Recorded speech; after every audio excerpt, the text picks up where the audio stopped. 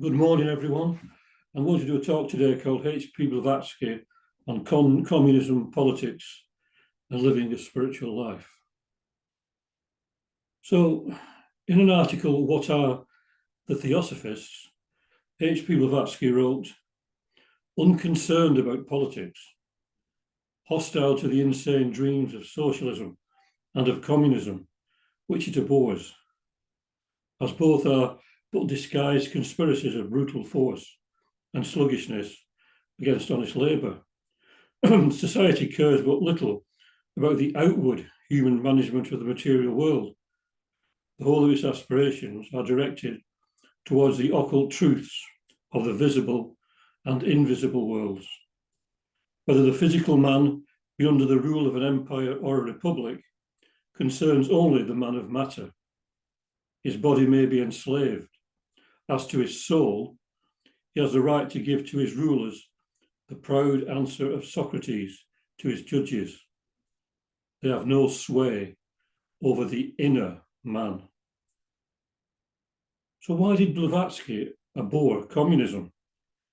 Besides the reasons mentioned, it is because it completely refutes the idea of anything spiritual and therefore breeds a race of people without this principle to illumine and guide their lives. It can be argued that even in the so-called democratic countries, the spirit is also lacking in the lives of most people. The difference is that communist countries try to impose a materialistic and stagnant system on the people by coercion and force if necessary. It has no vision of beauty and love. Everything is based upon cold diplomatic reasoning. It kills the artistic and poetic and reduces its subjects almost to the state of automatons, as the soul in them is smothered by materialistic propaganda.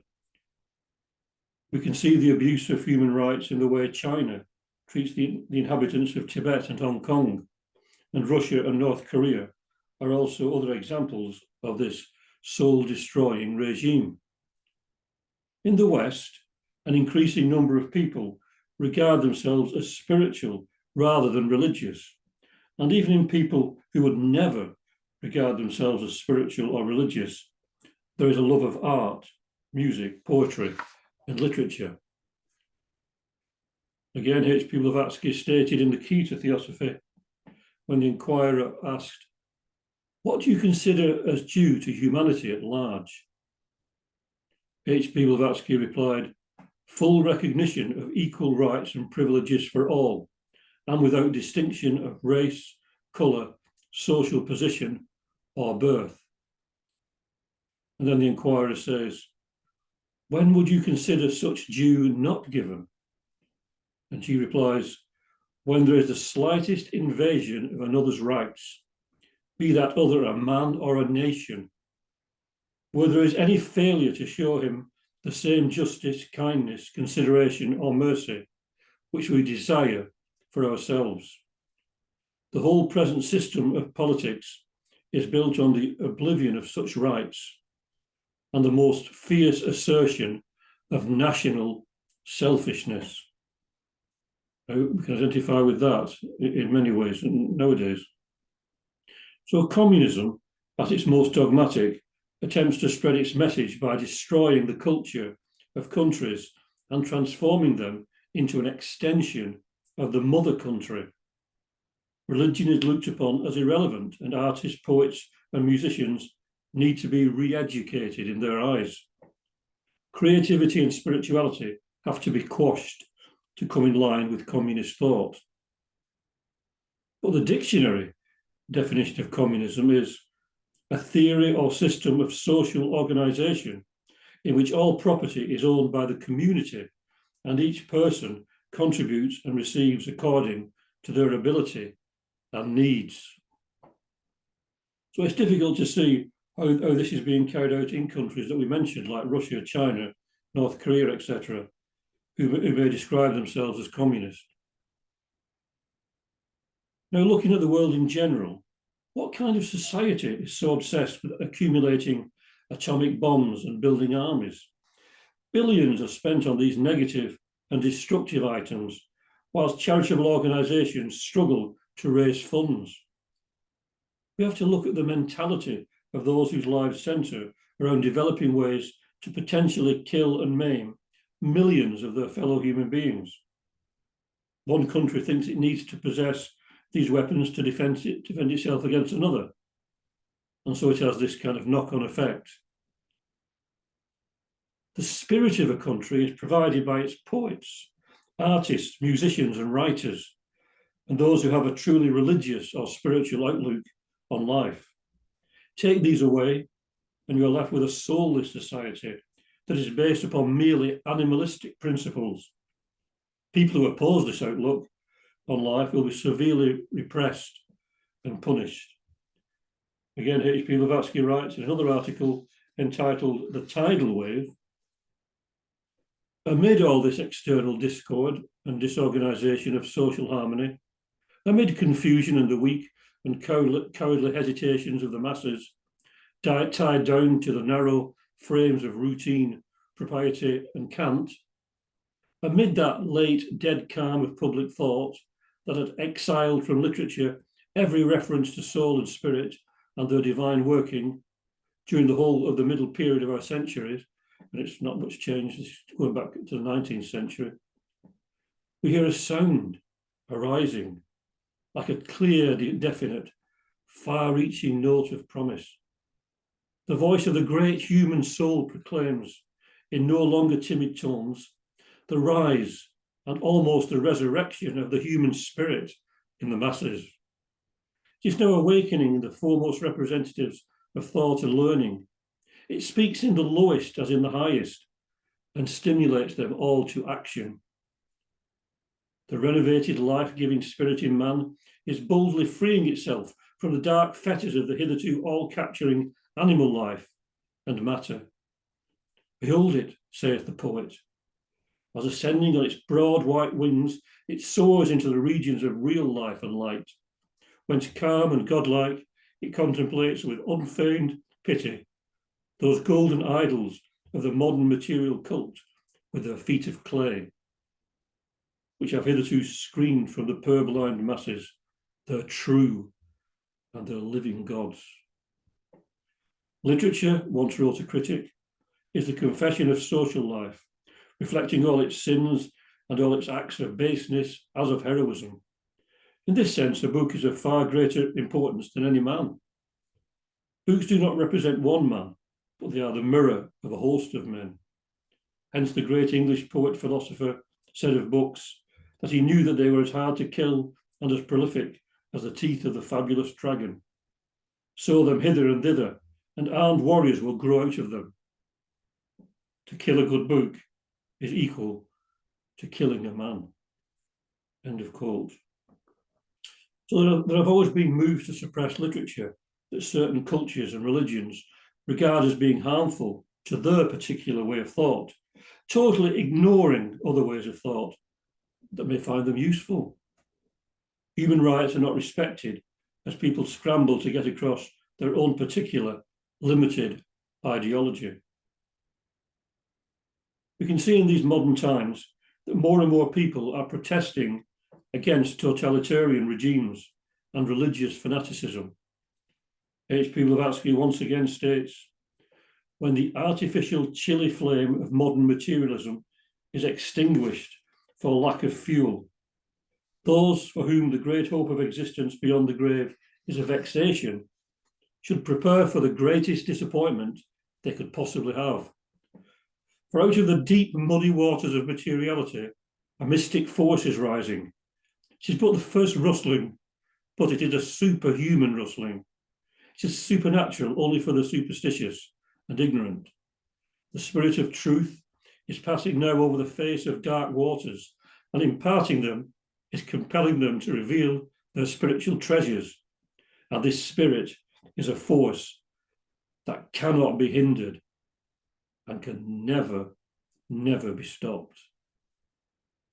So everything in this material universe is transient and will pass in time. Only the spirit is eternal.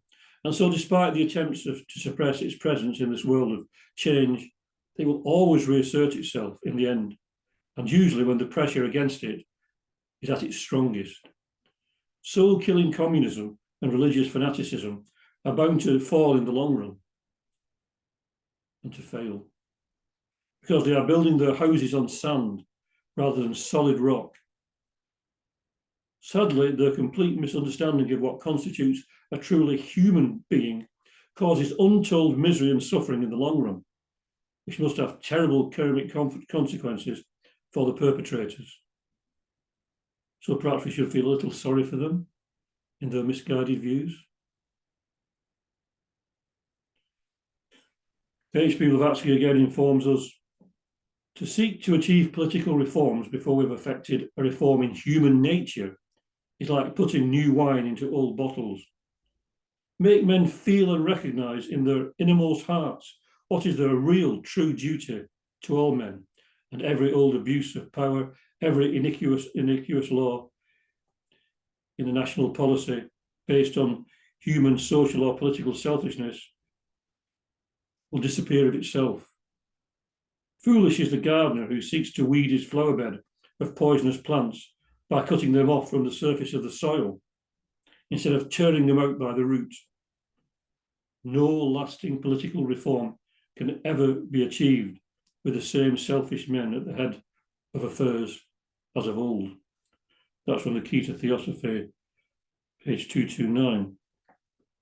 So perhaps it has something to do with this age of Kali that we are now in, that the wrong people seem to be in charge of most of the countries of the world, and there's a constant threat of war and nuclear apocalypse.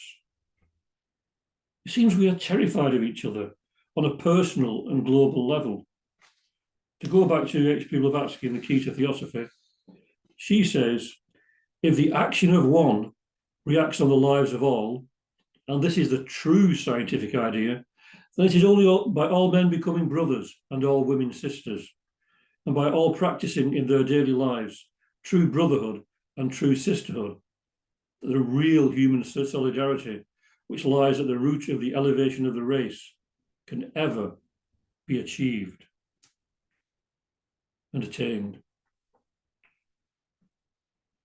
So we seem to be a long way from this human solidarity, but it is of utmost importance that people recognise that it is essential to the spiritual survival of the human race. We need leaders who recognise this, the fact that in reality there is no such thing as separateness, and that we must live for each other in a spirit of love and of harmony. We need people who are willing to follow their inner light, despite what is going on in the world around them. Again, in the Key to Theosophy, HP Blavatsky gives us this advice as how we are to do just that, what kind of life we need to lead to do that, which is applicable to anyone who is following a true spiritual path. And she says it is by the enlightened application of our precepts to practice, by the use of our higher reason, spiritual intuition, and moral sense, and by following the dictates of what we call the still small voice of our conscience, which is that of our ego, and which speaks louder in us than the earthquakes and the thunders of Jehovah, wherein the Lord is not. And she's talking about the higher ego, not the lower ego, the spiritual ego. And also, she says, it's to control and conquer through the higher, the lower self, to purify himself or herself inwardly and morally, to fear no one and naught save the tribunal of our own conscience, never to do a thing by halves. If he thinks it the right thing to do, let him do it openly and boldly, and if wrong, never touch it at all.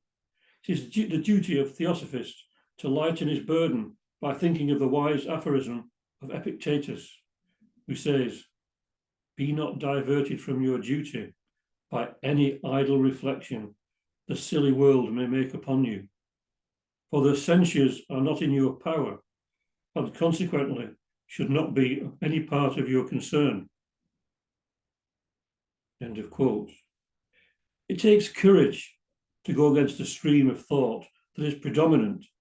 You have to face a tide of opposition from the world in general, I mean, we must have the strength of spirit not to be swayed by this silly world. But all of this is a test, a trial to prepare people for the next stage in the evolution of humanity. It is also absolutely essential that the light of true spirituality is kept burning by those who see through the illusion and who have a vision of life based upon that spirituality. For those who follow the path of light, there's never a reason to despair, despite the seeming overwhelming odds stacked against them. For these negative influences are ultimately an illusion, because they belong to the world of transience. And to end with a quote from the Bhagavad Gita, which tells us, "Never the spirit was born. The spirit shall cease to be never. Never was time it was not. End and beginning are dreams. Birthless and deathless and changeless remaineth the spirit forever. Death hath not touched it at all. Dead though the house of it seems. I say to thee, weapons reach not the life. Flame burns it not. Waters cannot overwhelm, nor dry winds wither it. Impenetrable, unentered, unassailed, unharmed, untouched, immortal, all arriving, stable, sure, invisible, ineffable by word and thought, uncompassed, ever all itself. Thus is the soul declared. How wilt thou then, knowing it so, grieve when thou shouldst not grieve?" That's from the song Celestial by Sir Edwin Arnold, which is his poetic interpretation of the Bhagavad Gita. So thank you all for listening. Hope you got something from this, and hopefully I'll see you very shortly. Om Shanti, Shanti, Shanti. Peace, peace, peace. Peace on earth and goodwill to all beings.